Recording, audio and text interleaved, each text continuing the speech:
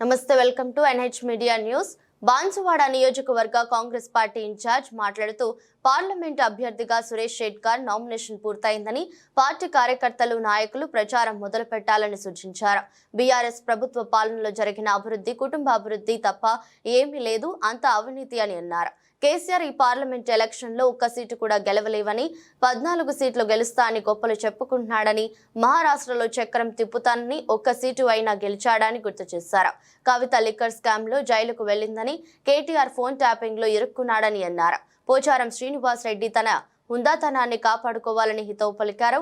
Double bedroom లబ్ధారుల విషయంలో మీ ప్రభుత్వంలో ఉన్న సర్పంచులు నాయకులు లబ్ధారులకు ఇవ్వాల్సిన డబ్బులు ఇవ్వకుండా వాడుకున్నారని, ఈ ఎలక్షన్స్ తర్వాత వారితో చర్చించి డబ్బులు ఇప్పిస్తామని, కొత్తగా డబుల్ బెడ్రూమ్ కట్టుకోనలా వారికి డబుల్ బెడ్రూమ్ ఇస్తామని, అంతేగాక ఆగస్టు 15 వరకు 2 లక్షల రుణమాఫీ చేసి తీరుతామని ఆయన గుర్తు చేశారు.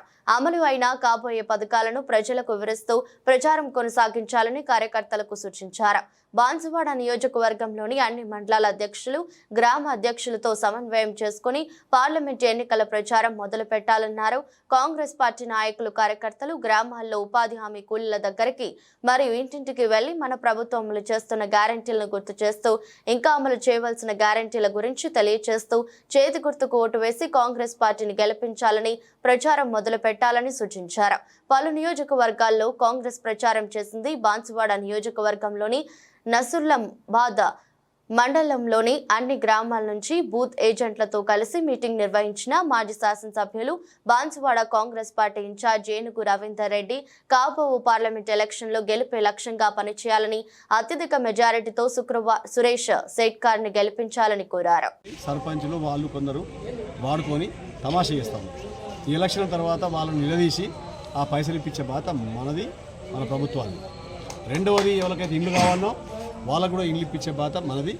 రేపు రాబో రోజుల్లో ఎవరికైతే ఇండ్లు గరీబులున్నారో వాళ్ళకి ఇండ్లు ఇప్పించే బాధ్యత మనది. ఆగస్టు 15 నాడు రుణమాఫీ కూడా చేస్తా అని చెప్పి ముఖ్యమంత్రి గారు చెప్పారు కాబట్టి ఖచ్చితంగా 2 లక్షల రుణమాఫీ కూడా చేస్తామని చెప్పి సందర్భంగా చేస్తాము. తోకా తొండం లేకుండా మాట్లాడుతూ ఉన్నారు.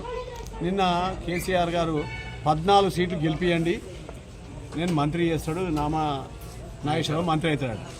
ఒక్క సీటు గెలువురా నాయన అంటే 14 సీట్లు గెలుస్తా అంటున్నాడు.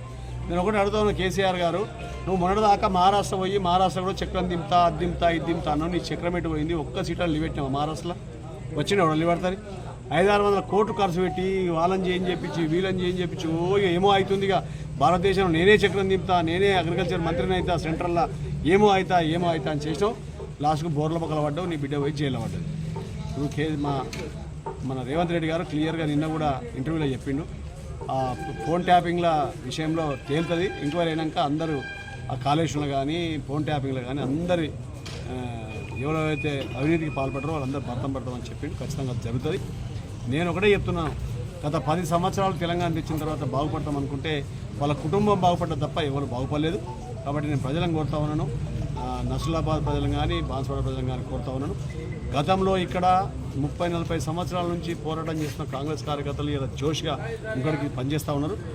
వారికి ఉత్సాహం ఉంది. ఇలా ఎంపీగా సురేష్ షెట్కర్ని గెలిపించినట్టయితే రేపు రాబోయే రోజుల్లో మేము సర్పంచ్ గెలుస్తాం, ఎంపీటీసీ గెలుస్తాం, జడ్పీటీసీ గెలుస్తాం, సింగిల్ విండో గెలుస్తాం అనే నమ్మకం వచ్చింది. కాబట్టి వాళ్ళు గట్టిగా పనిచేస్తూ ఉన్నారు. రేపు రాబోయే రోజుల్లో ఖచ్చితంగా ఈ బాన్సువాడ నియోజకవర్గంలో కాంగ్రెస్ జెండా ఎగురుతుంది. సురేష్ షెట్కర్ భారీ మెజార్టీతో గెలిపిస్తామని చెప్పి మనం చేస్తాం.